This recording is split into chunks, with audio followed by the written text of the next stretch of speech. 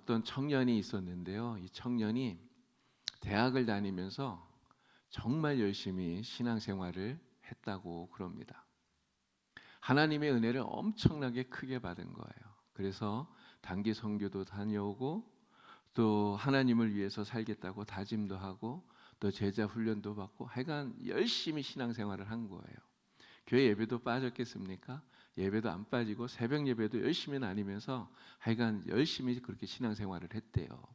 내 문제는 대학을 졸업하고 났는데 현실이 만만치가 않았던 거죠.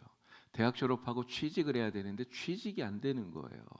여러 회사에 이력서를 냈는데 계속 낙방합니다. 안 돼요. 떨어져요. 내 문제는 집안 형편도 자꾸만 어려워지는 거예요. 이 청년이 어떻게 했겠습니까? 그래도 하나님 앞에 열심히 기도해요. 하나님께서 도와달라고 열심히 기도해요. 기도하고 또 금식도 하고 간구하고. 그런데 문제는 그러면 뭔가 좀 이렇게 상황이 좋아지고 문제도 해결되고 막 이래야 되는데 오히려 점점 더 상황이 어려워졌다는 거죠. 너무 힘이 드니까 이 청년이 결국은 낙심해서 이런 이야기를 하는 겁니다. 이제는 진짜 기도할 마음도 안 들어요. 하나님이 나를 진짜 사랑하시는지도 모르겠어요. 이렇게 이야기를 하는 거예요. 지금까지는 내가 하나님 사랑한다는 것을 분명히 알고 있었는데 상황이 이렇게 되니까 진짜 하나님 나를 사랑하는 건지 모르겠어요. 이렇게 이야기를 한다는 거죠. 교인들이 목사에게 와서 이런 이야기하면 목사가 제일 많이 하는 말이 뭔지 아십니까? 그래도 낙심하면 안 됩니다. 하나님은 그래도 도와주십니다. 하나님은 이 모든 것을 다 합력해서 선으로 이끄실 거예요. 이런 이야기 많이 하잖아요. 근데 목사만 그런 이야기 할까요?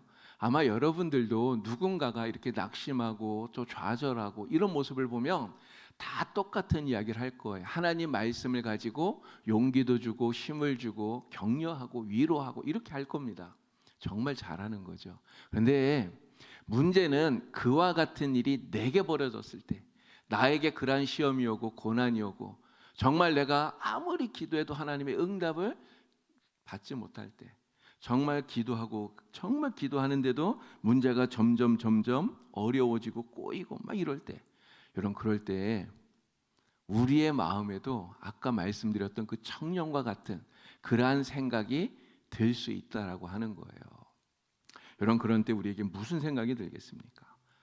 진짜 하나님 선하신 분이 맞을까? 정말 하나님 나를 도와주시는 것이 맞을까? 정말 하나님 나를 사랑하시는 게 맞을까? 혹시 하나님 나를 잊어버리신 건 아닐까? 여러분 이런 의심들이 들잖아요. 근데 여러분 이런 생각이 들면 정말 기도를 해도 응답이 없는 것 같고요. 이렇게 우리가 지금 수요일날 나와서 예배 드리는데 이렇게 나와서 예배 자리에 앉아 있어도 예배가 은혜가 안 돼요. 그러니까 신앙생활을 해도 그 신앙생활이 기쁨이 되지를 않는다는 거죠.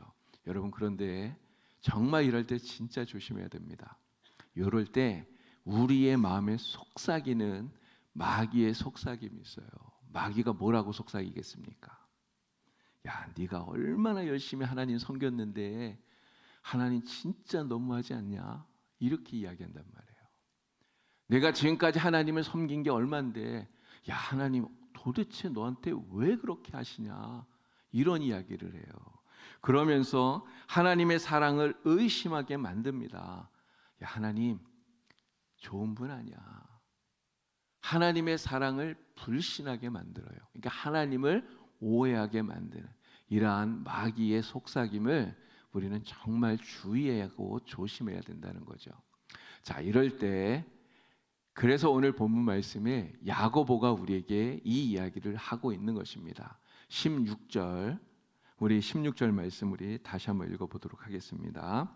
자, 큰 소리로 읽겠습니다. 내 사랑하는 형제들아 속지 말라. 내 사랑하는 형제들아 속지 말라. 외우기도 너무 쉬워요. 짧아서 그죠? 내 사랑하는 형제들아 속지 말라. 야고보가 얘기합니다. 정말 단호하게 우리에게 얘기하고 있어요. 속지 말라. 여러분 야고보는 지금 우리에게 무엇을 속지 말라는 걸까요? 하나님 좋은 분 아니라고 말하는 마귀의 속삭임에 속지 말라는 거예요. 하나님은 선하신 분이 아니라고 하는 이런 마귀의 속삭임에 속지 말라라고 하는 것입니다. 야고보는 우리에게 분명히 이야기하는 거예요. 하나님은 좋으신 분, 선하신 분. 특별히 오늘 말씀을 통해서 하나님은 우리에게 가장 좋은 것을 주시는 가장 선하신, 가장 좋으신 우리의 가장 좋으신 아버지라고 하는 것을 우리에게 가르쳐 주고 있는 것입니다. 오늘 이 야고보서 이 말씀을 통해서 정말 하나님이 내게 얼마나 좋으신 아버지인지 우리가 다시 한번 깨닫고 정말 주님에 대한 믿음, 주님에 대한 사랑을 더욱더 확고하게 하는 저와 여러분이 되기를 우리 주님의 이름으로 간절히 축원합니다. 자, 이 야고보서에서 오늘 이 말씀 속에서 야고보가 우리에게 한 가지 강조하고 있는 핵심이 있어요. 이게 뭐냐면 마귀가 우리를 시험하는데 그 시험이 그 본질이 무엇인가라고 하는 것입니다. 왜 우리를 시험하는가? 우리를 넘어뜨리려고 시험한다는 이야기를 지난 시간에도 말씀을 드렸는데요. 그냥 단순히 넘어뜨리는 게 목적이 아니에요. 왜 넘어뜨릴까요? 그것을 통해서 하나님과의 관계가 깨지게 만들려는 거예요. 우리를 하나님에게서 끊어지게 만들려고 하는 것이 마귀가 우리를 시험하는 그 시험의 목적이고 본질이다 라고 하는 것을 우리가 분명히 기억을 해야 되는 것입니다. 아까도 말씀드린 것처럼요, 우리가 하나님을 아무리 잘 믿어도 큰 고난이 우리에게 닥쳐오면 우리의 마음속에 가장 먼저 들려오는 속삭임이 있어요. 하나님이 살아계시다면 나한테 이러실 수 있나? 이런 생각들이 든다는 거죠. 하나님이 계시다면 어떻게 나에게 이런 일이 생길 수가 있나? 내가 이렇게 간절히 기도하는데 왜 하나님 나의 기도를 안 들으시나? 하나님 살아계신 게 맞을까? 하나님 정말 나를 사랑하실까? 이러한 생각들이 우리에게 든다는 거예요. 근데 이런 생각이 자꾸 들다 보면 어떻게 됩니까? 하나님을 의심하게 돼요. 근데 하나님을 의심하는 것이, 의심이 우리 안에 자꾸만 커지면 결국은 하나님과 우리의 관계가 의심 때문에 점점 멀어지게 되겠죠. 근데 멀어지다 보면 결국 어떻게 되겠습니까? 관계가 끊어지게 되는 거예요. 그렇게 만들려고 우리를 시험하는 것이 마귀의 시험의 목적이다라고 하는 것입니다. 우리가 시험 당할 때 정말 무서운 것은 바로 이거예요. 우리가 시험을 당할 때 고난이 옵니다. 근데 고난보다도 더 무서운 것 바로 하나님을 향한 그 신뢰가 무너진다고 하는 것. 이것이 정말 우리가 이 시험을 당할 때 정말 두려운 것이라고 하는 거죠. 이런 고난은 사실 시간이 지나면 다 지나가는 거예요. 그렇잖아요? 고난은 시간이 지나면 다 사라집니다. 그런데 하나님과의 관계가 멀어지게 되면 그럼 어떻게 됩니까? 하나님과 관계가 멀어져서 관계가 끊어져 버리면 우리의 영혼이 메말라지고요. 결국 우리의 영혼이 죽게 되는 거예요. 너무나 두려운 것이, 이것이 무서운 것이다라고 하는 것입니다.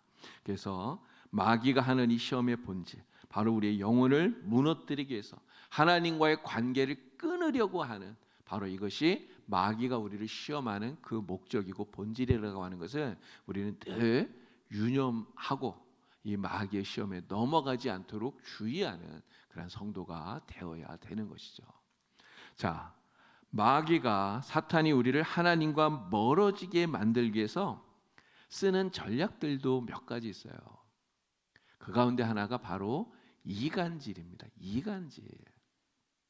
자, 창세기 3장 1절 말씀 우리 한번 보도록 하겠습니다. 창세기 3장 1절. 자, 이 말씀 보면 뱀이 이렇게 얘기해요. 하나님이 참으로 너희에게 동산 모든 나무의 열매를 먹지 말라 하시더냐. 뱀이 이렇게 묻습니다. 하와에게요. 자, 그런데 하나님께서 아담과 하와에게 진짜 먹지 말라고 한 게 있어요. 뭘 먹지 말라고 하셨죠? 동산 중앙에 있는 생명나무 실과는 먹지 말라고 말씀했습니다. 그런데 동산에 있는 다른 나무 실과들은 먹지 말라고 말씀하신 적이 없어요. 마음껏 먹도록 하나님이 허락을 하셨어요.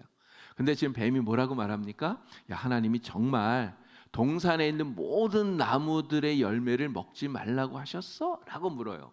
여러분 이게 뭡니까? 하와에게 하나님의 말씀을 의심하게 만드는 거예요. 그래서 의심이 들게 만들어서 하나님과 하와 사이에, 하나님과 아담과 하와 사이를 멀어지게 만들려고 이간질을 하고 있다라고 하는 거죠. 자, 4절 말씀도 또 보겠습니다. 3장 4절. 자, 뱀이 또 여자에게 이렇게 이야기합니다. 하와에게 너희가 결코 죽지 아니하리라. 너희가 그것을 먹는 날에는 너희의 눈이 밝아져서 하나님과 같이 되어 선악을 알 줄 하나님이 아심이니라. 이렇게 얘기했어요. 그래서 지금 이 하와의 뱀의 이 말의 의미가 무엇입니까? 하나님이 하신 그 의도, 선악과를 따먹지 말라고 하신 그 의도를 변질시키고 있어요. 바꾸고 있는 거예요. 왜곡하고 있다라고 하는 거죠. 뱀이 지금 뭐라고 말합니까? 야, 너희가 그 선악과를 따먹으면 눈이 밝아져서 하나님처럼 될 건데 하나님 그게 싫어서 못 먹게 한 거야. 이렇게 이야기하는 거예요. 하나님이 좋은 거는 혼자 다 드시고 너희한테는 그 찌끄러기 이런 것만 먹게 하시는 거야. 하나님은 결코 좋은 분이 아니야 라고 하와에게 이야기를 하고 있는 거죠. 그래서 하와가 하나님을 오해하게 만들도록, 그래서 하나님과 하와 사이를 이간질하고 있는 것, 이게 사탄이 우리에게 사용하는 하나님과 우리 사이를 멀어지게 만드는 전략이라는 거예요. 또 하나의 전략이 있습니다. 그것은 바로 책임을 회피하게 만드는 거예요. 책임 회피. 자, 창세기 3장 12절 13절 말씀 보면요, 하나님께서 선악과를 따먹은 아담과 하와에게 너희가 왜 따먹었느냐고 물었어요. 자, 그럴 때 아담과 하와가 하는 그 대답이 어떻습니까? 하와는 누구 탓을 하죠? 뱀 탓해요. 뱀이 나를 꿰물어 내가 먹었습니다라고 뱀에게 책임을 돌려 회피합니다. 근데 아담은 누구 탓을 합니까? 하와 탓을 하잖아요. 하나님이 내게 주신 이 여자가 나에게 주어서 내가 먹었습니다라고 하와를 탓해요. 자, 그런데 아담의 요 말은 사실 잘 보면 하와를 탓하는 게 아니에요. 누굴 탓하는 것입니까? 사실은 하나님을 탓하는 거예요. 하나님 때문이라는 거죠. 하나님이 내게 주셔서 나와 함께 하게 하신 여자, 그 여자가 나에게 이 선악과를 주어서 내가 먹었습니다라고 얘기해요. 요 말은 하나님께서 이 여자를 나에게 주시지 않았더라면 애시당초 그러면 내가 이 선악과 따먹지 않았을 거 아닙니까? 왜 나에게 이 여자를 주셔서 내가 선악과를 따먹게 하셨습니까? 라는 말이에요.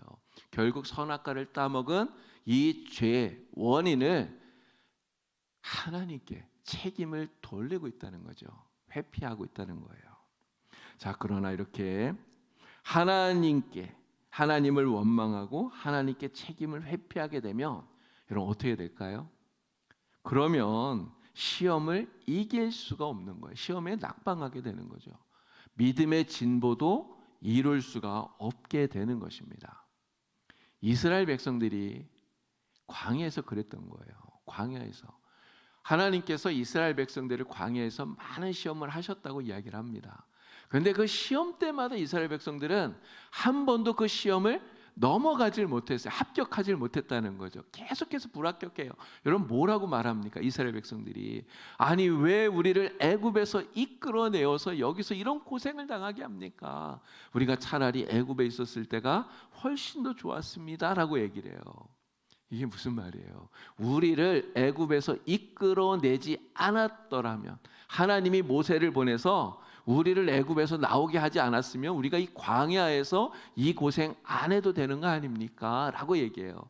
결국은 광야에서의 그 시험을 당하는 그 모든 고난과 아픔 이런 것들에 대한 원인을 누구에게 돌려요?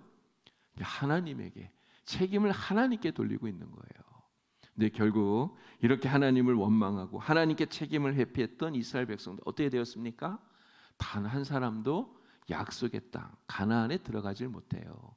그 시험에 합격하지 못하기 때문에 그런 것입니다.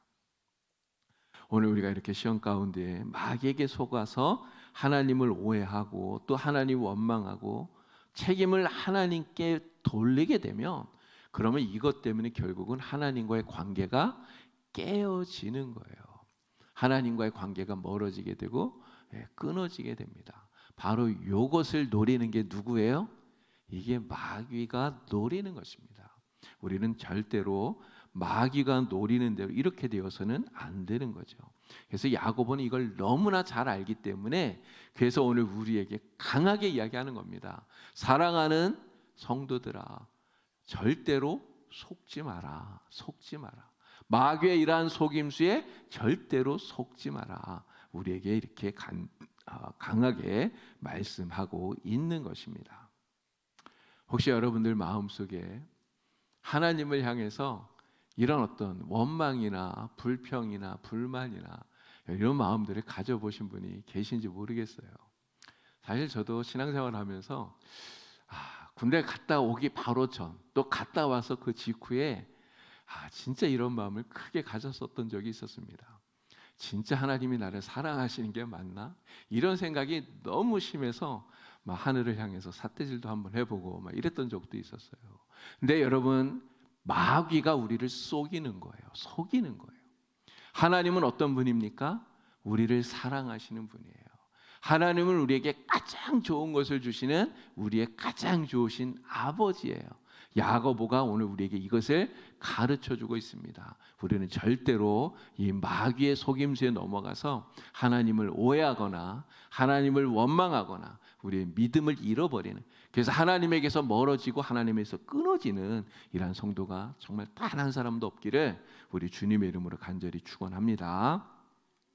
자, 야고보가 오늘 말씀을 통해서 우리에게 가르쳐주는 것이 무엇이냐? 말씀드린 대로 가장 좋은 것, 온갖 좋은 것을 하나님이 우리에게 주신다는 거예요. 이 정말 좋으신 하나님이시다라는 것을 우리에게 가르쳐주고 있어요. 자, 우리가 시험을 당하지만 그래도 하나님의 사랑을 믿고 낙심하지 말아야 되는 이유는 바로 이 하나님, 정말 우리에게 가장 좋은 것, 온갖 좋은 것을 주시는 하나님이기 때문에 그런 거예요. 자, 야고보서 1장 17절 우리 말씀을 다 같이 크게 읽어보도록 하겠습니다. 1장 11절 온갖 좋은 은사와 온전한 선물이 다 위로부터 빛들의 아버지께로부터 내려오나니 그는 변함도 없으시고 회전하는 그림자도 없으시니라. 아멘. 자, 17절 말씀 보니까 하나님이 우리에게 뭘 준다고 말합니까? 온갖 좋은 은사와 온전한 선물을 준다고 이야기를 해요. 온갖 좋은 은사와 온전한 선물. 온갖. 여러분, 온갖이라는 게 무슨 뜻입니까? 온갖. 모든 걸 다, 그죠? 이것저것 여러 가지 다 섞어서. 여러분, 사실 제가 이런 생각이 들더라고요. 나에게 필요한 게 무엇일까? 내가 이 세상을 살아가는 동안에 진짜 나에게 필요한 게 무엇일까? 사실 생각해 보니까요, 나도 나에게 진짜 필요한 게 뭔지를 잘 모르고 사는 것 같아요. 무엇이 나에게 진짜 필요한 것인지를.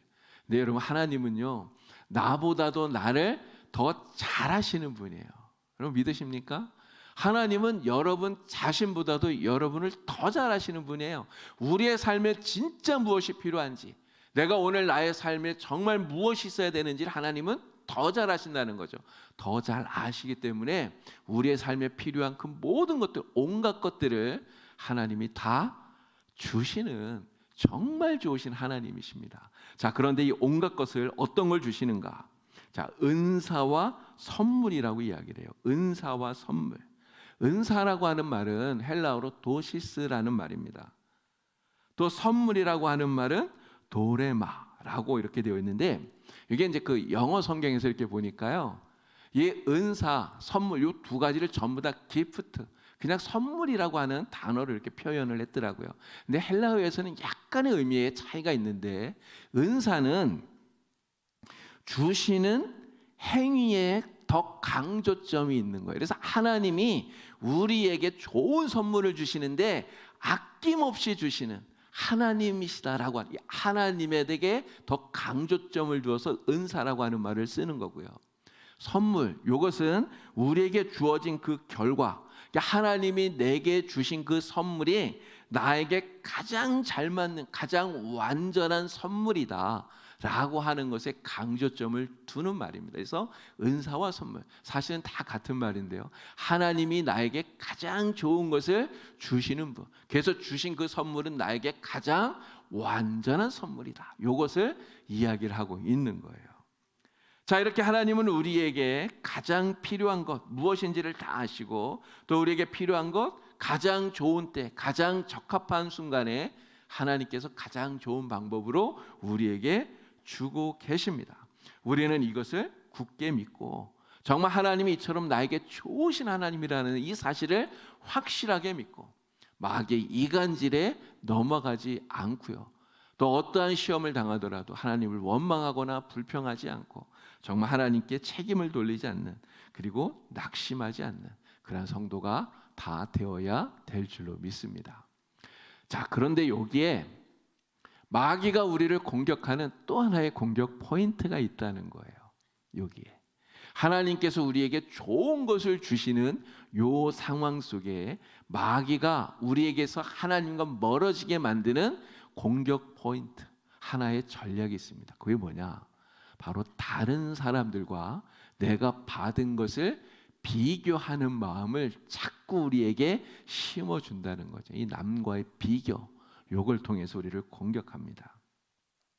자, 하나님께서 우리에게 가장 좋은 것을 은사와 선물로 주시는데요, 나에게 맞는 것을 선물로 주신다 그랬잖아요. 결국 이 말은 각 사람에게 똑같은 것을 주시는 것이 아니라 각 사람에게 다른 은사와 선물을 주신다는 거예요.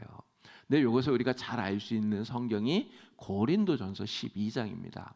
고린도전서 12장을 우리가 보통 은사장이라고 불러요. 여기에 이제 많은 은사들이 나오는데 성령을 통해서 각 사람에게 하나님이 이러한 은사들을 주신다는 거예요. 그래서 어떤 사람은 신유의 은사를, 또 어떤 사람은 능력을 행하는 은사를, 어떤 사람은 예언의 은사를, 어떤 사람은 영을 분별하는 은사를, 또 어떤 사람은 방언의 은사를, 어떤 사람은 통역의 은사를, 어떤 사람은 말을 하는 은사를, 또 어떤 사람은 섬기는 은사를, 어떤 사람은 기도하는 은사를, 또 어떤 사람은 사랑의 은사를. 그러니까 하나님께서 각 사람에게 필요한 가장 좋은 은사를 하나님이 성령을 통해 우리에게 나누어 주셨다는 거죠. 이런 은사를 다 받으셨나요? 많은 분들이 이 은사 이야기를 하면 나는 은사를 못 받은 것 같아, 이렇게 이야기하는 사람도 있습니다. 그런데 여러분, 하나님은 내게 맞는 은사를 다 주셔서 여러분 찾아보세요. 진짜 은사가 있습니다. 그런데 문제는 내가 받은 그 은사를 감사하고 잘 활용해야 되는데 그렇게 하지 않고요, 다른 사람과 자꾸만 비교한단 말이에요. 비교해요. 아니, 왜 나는 저 사람처럼 능력이 없을까? 나는 왜 기도해도 빨리빨리 응답이 안 될까? 저 사람은 빨리빨리 잘 되는데, 저 집 애들은 정말 이렇게 잘 되는데 왜 우리 집 애들은 잘 안 될까? 막 이런 비교하다 보면 여러분 무슨 마음이 들까요? 하나님이 내게 주신 은사가 귀하게 여겨지질 않는 거예요. 하나님이 내게 주신 그 은사가 정말 귀하고 가장 좋은 그런 것인데도 하나님 내게 주신 그 은사가 귀하게 여겨지지 않아요. 그래서 은사에 빛이 바라고요, 선물이 선물처럼 보여지지 않는 거예요. 정말 하나님 나를 편애하시나? 하나님 나를 미워하시나? 나를 무시하시나? 막 이런 생각이 들어서 하나님의 선하심을 의심하게 되고요, 그래서 시험에 빠지게 되는 것입니다. 마태복음 25장에 보면 달란트 비유가 나오잖아요. 우리가 잘 아는 이야기 아닙니까? 한 달란트 받은 종이 자기가 받은 그 한 달란트를 땅에 묻어요. 왜 묻었겠습니까? 물론 성경에는 정확하게 왜 그것 때문에 묻었다라고는 말하지 않아요. 그런데 분명히 이 한 달란트 받은 그 종이 묻은 이유는 비교했기 때문이에요. 비교했기 때문에. 이렇게 보니까 저 사람은 5달란트를 받아요. 근데 이 사람은 2달란트를 받아요. 근데 나는 한 달란트. 근데 내가 받은 한 달란트만 딱 보고 저 사람 받은 걸 이렇게 보니까 기분이 나쁜 거예요. 왜 기분 나쁩니까? 아니, 주인이 나를 못 믿나? 주인이 나를 이 정도밖에 생각 안 하나? 기분 나쁘다, 이런 생각이 드는 거예요. 여러분, 한 달란트는 적은 게 아닙니다. 정말 대단한 거예요. 그런데 그 한 달란트를 기분 나쁘니까 어떻게 해요? 그냥 땅에 묻어버리는 거죠. 활용하지 않고. 시험에 들게 되는 것입니다. 근데 우리가 정말 하나님에 대해서 오해하지 말아야 될 게 있어요. 이런 공평이라고 하는 것. 사람들은요, 이 공평을 모든 사람에게 똑같이 나누어 주어야 공평하다고 이렇게 생각할 때가 많아요. 근데 모든 사람에게 똑같이 나눠주는 공평을 말하는 데가 어디입니까? 이건 공산주의예요. 하나님의 공평은 그런 게 아닙니다. 모든 사람에게 그냥 다 똑같이 나눠주는 것이 아니라 하나님의 공평은 각 사람의 능력에 맞게, 형편에 맞게, 상황에 맞게 그 사람이 감당할 만큼 그 사람에 맞게 주어주는 것이 이것이 하나님의 공평이라는 거죠. 근데 이렇게 보면 하나님이 공평하지 않은 것처럼 보여질 수 있어요. 차별하는 것처럼. 아니 저 사람은 많이 주고 이 사람은 요 정도 준대 왜 나는 적게 주지? 이런 생각이 들 수도 있다라는 거죠. 그러나 오늘 우리는 하나님께서 우리 사람을 창조하실 때 다 각자 다르게 창조하셨다는 것을 분명히 알아야 됩니다. 그리고 그 차이 속에서 아름다운 조화를 하나님 이루어 가시려고 하신다는 것을 분명히 알아야 돼요. 그래서 하나님께서는 우리 각 사람에게 각기 다른 은사를, 어떤 사람은 더 많이 주기도 하고 더 적게 주기도 하고, 어떤 사람은 더 큰 것을 주기도 하고 더 적은 것을 주기도 하고, 각기 다른 은사와 선물들을 그 사람의 상황과 형편과 그 사람이 감당할 수 있는 능력에 맞게 다 주신다는 것입니다. 공평하게 주신다는 거예요. 우리는 이것을 오해해서 다른 사람이 받은 것과 내가 받은 것을 비교하다가 하나님을 원망하는, 그래서 내게 주신 그 은혜와 은사가 소중한 것을 깨닫지 못하고 그것을 땅에 묻어두는 그 한 달란트 받은 종과 같은 이런 어리석은 사람이 절대로 되지를 말아야 되는 거죠. 여러분 그 송명이라고 하는 시인을 아마 잘 아실 겁니다. 송명의 시. 1963년도에 이분이 태어나셨어요. 1963년. 제가 이렇게 이제 지금 현재 이렇게 자료를 찾아봤더니 지금은 몸이 굉장히 많이 약해지셨더라고요. 지금 현재는. 그래도 여전히 지금도 시를 쓰면서 하나님께 찬양하고 또 영광을 돌리고 이런 삶을 여전히 지금도 이분이 살아가고 계시더라고요. 자, 그런데 이분이 태어날 때 처음부터 이 뇌성마비 환자로 태어난 게 아니에요. 정상적으로 태어났습니다. 정상적으로 태어났는데 의사가 실수를 해서 의료 사고가 난 거예요. 그래서 뇌성마비 환자가 된 거예요. 여러분 지금 저 사진에 나오는 요 모습은 그래도 굉장히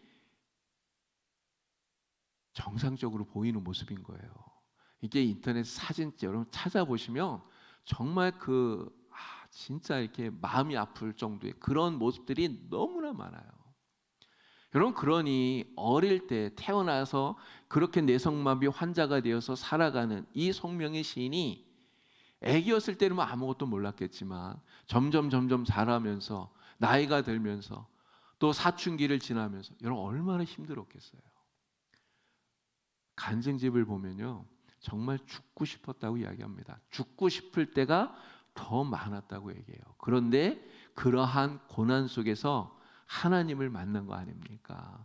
하나님을 만나고 하나님의 사랑을 깨닫고요. 그리고 이 송명의 시인이 시를 쓰잖아요. 그리고 그 시를 가지고 많은 사람들에게 감동을 주는 그런 사람이 된 거예요. 여러분 만약에 이 송명의 시인이 내가 받은 것, 하나님이 내게 준 것, 그것을 다른 사람들이 가지고 있는 것과 비교했다면 여러분 이분이 삶이 어땠겠습니까? 여러분 행복한 삶이었을까요? 절대 행복한 삶이 되지 못했을 거예요. 내가 받은 것 다른 사람과 비교했다면 정말 이 송명의 시인의 삶은 누구보다도 불행한 삶이 되고 말았을 겁니다. 제가 이 송명의 시인 이야기를 이렇게 쭉 들으면서 정말 크게 감동받았던 부분이 하나 있어요. 극동방송의 사장님이 이 송명희 시인에게 이제 나중에 찾아왔대요. 와서 송명희 시인에게 야, 미국에 가면 수술하면은 너 나을 수 있어. 수술하러 가자. 그래서 극동방송에서 이 송명희 씨를 데리고 가려고 다 준비를 했다는 거죠. 여러분 같으면 가겠습니까? 안 가겠습니까? 저 같으면 갈 것 같아요. 당장 가지 않겠습니까? 근데 송명희 씨가 안 가겠다고 한 거예요. 왜 안 가겠다고 했겠습니까? 나는 지금 이대로의 내가 좋아요 라고 이야기를 했다는 거죠. 정말 뭐라고 할 말이 없어요. 제가 정말 그렇지 않습니까? 나는 이대로의 내가 좋아요. 여러분 왜 그렇습니까? 나는 건강도 없고 재물도 없고 아무것도 없지만 하나님이 나를 너무너무나 사랑한다는 것을 내가 이 모습 때문에 깨닫기 때문에 나는 지금 이대로의 내가 좋아요 라고 말하는 거예요. 여러분 이 송명희 씨가 공평하신 하나님이라고 하는 시를 썼어요. 여기 최덕신 씨가 공평하신 하나님, 여기에다가 곡을 붙이지 않았습니까? 그래서 나 가진 재물 없으나, 나 남이 가진 지식 없으나, 나 남에게 있는 건강이 있지 않으나, 나 남이 없는 것 있으니, 나 남이 못 본 것을 보았고, 나 남이 듣지 못한 음성 들었고, 나 남이 받지 못한 사랑 받았고, 나 남이 모르는 것 깨달았네. 공평하신 하나님이 나 남이 없는 것 없으나 공평하신 하나님이 나 남이 없는 것 갖게 하셨네 라고 노래를 해요. 여러분 제가 우리 하나님 정말 공평하신 분이에요 아무리 얘기해도 사실 별로 감동이 없어요. 그런데 송명희 씨가 하나님은 진짜 공평하신 분입니다 라고 얘기하면 우리는 감동을 받을 수밖에 없습니다. 왜 그렇습니까? 정말 남들과 비교하면 아무것도 아니에요. 건강도 너무너무나 조금밖에 못 받았는데 그런데 하나님 공평하셔요 라고 이야기하는 정말 감동이 우리에게 밀려올 수밖에 없는 거죠.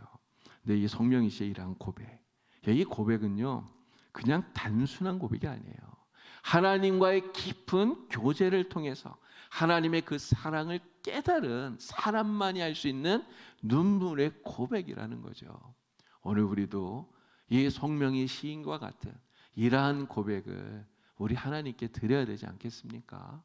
정말 하나님이 내게 가장 좋은 것을 주셨다고 하나님 공평하신 하나님이십니다. 비록 내가 가지고 있는 것 비록 적지만 내가 건강도 부족하고 내가 가진 재물도 부족하고 내가 가진 것은 적지만 하나님 나를 너무너무나 사랑하셔서 내게 필요한 내게 가장 좋은 각양 은사와 선물을 내게 주셔서 하나님 너무너무나 감사합니다. 정말 하나님은 공평하신 분입니다. 우리도 송명희 시인과 같은 이러한 고백을 하나님께 드릴 수 있는 그런 성도가 되기를 정말 여러분 주님의 이름으로 축원합니다.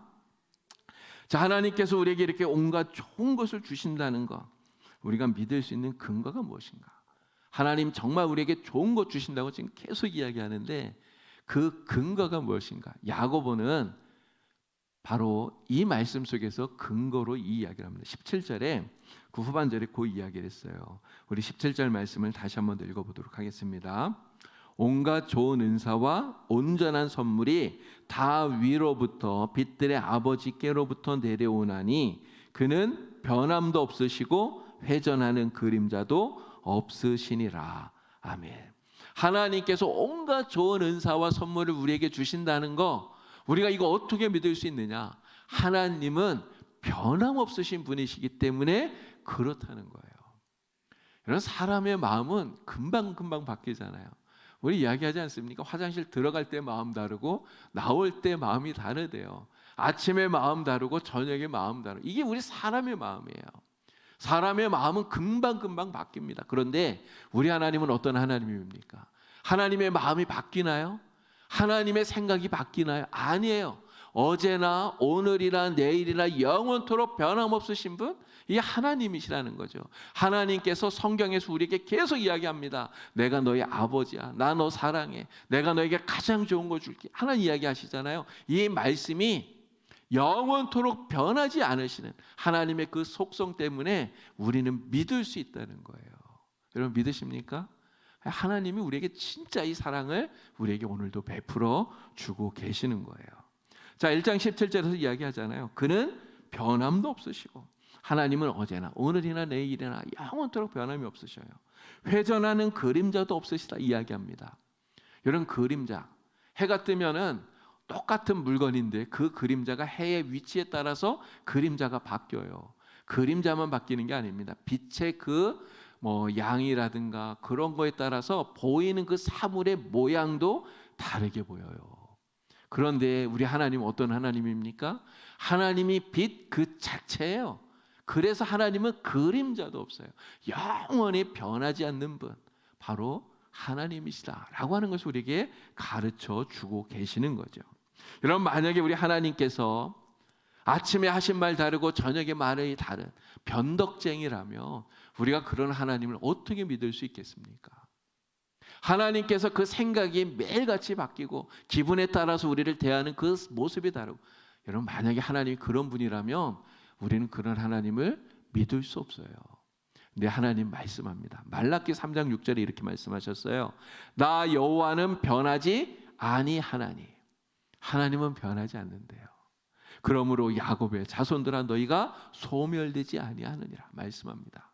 히브리서 13장 8절에서 말씀합니다. 예수 그리스도는 어제나 오늘이나 영원토록 동일하시다. 변함이 없으시다.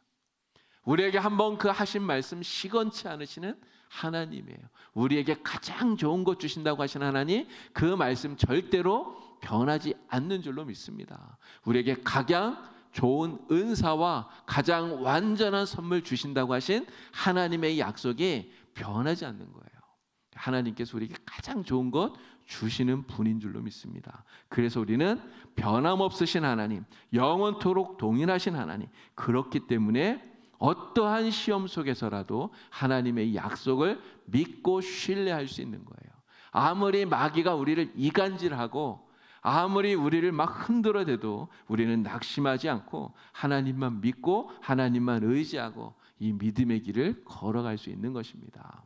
저와 여러분에게 이러한 믿음, 정말 가장 좋으신 하나님, 가장 좋은 선물, 은사를 주시는 하나님, 공평하신 하나님이심을 믿고 이 믿음 가지고 정말 승리하는 저와 여러분이 되기를 우리 주님의 이름으로 간절히 축원합니다. 자, 우리 하나님께서 우리에게 분명히 이렇게 약속하셨어요. 나는 너를 사랑한다. 나는 너에게 가장 좋은 것을 주는 아버지다. 나는 절대로 변하지 않는다. 여러분, 누구의 약속입니까? 누구의 약속이에요? 우리 하나님 아버지의 약속이에요. 믿으시죠? 자, 이 약속의 말씀을 우리는 굳건하게 붙들어야 됩니다. 시험 중에라도 우리는 이 약속을 믿고 이렇게 결단하면서 믿음으로 나아가는 저와 여러분이 되기를 바랍니다. 자, 제가 3가지를 여기다 적어놨는데요. 우리 다 같이 함께 크게 우리 결단하는 마음으로 이 3가지 다 같이 함께 읽어보겠습니다. 크게 읽겠습니다. 하나님, 어떤 시험 중에라도 하나님의 선하심을 의심하지 않겠습니다. 하나님, 하나님이 은혜로 주신 모든 것을 감사히 여기겠습니다. 하나님, 어떤 상황에서도 오직 주의 말씀만 붙들고 살겠습니다. 아멘. 이 믿음의 결단을 가지고 우리에게 가장 좋은 것, 온갖 좋은 은사와 완전한 선물을 우리에게 주시는 그 하나님을 믿고 마귀의 어떠한 이간질에도 절대로 넘어가지 않고 오직 하나님을 믿는 믿음으로 날마다 승리하며 살아가는 여러분 되기를 우리 주님의 이름으로 간절히 축원합니다. 기도드리겠습니다. 하나님 아버지, 우리 하나님은 우리에게 가장 좋은 은사와 선물을 주시는 가장 좋으신 하나님이신 줄 주여 믿습니다. 영원토록 변함없으신 하나님이심을 우리는 확실히 믿습니다. 이 믿음을 가지고 날마다 하나님의 은혜 가운데 승리하며 살아가는 복된 성도가 될 수 있도록 하나님 인도하여 주시옵소서. 예수님의 이름으로 기도드리옵나이다. 아멘.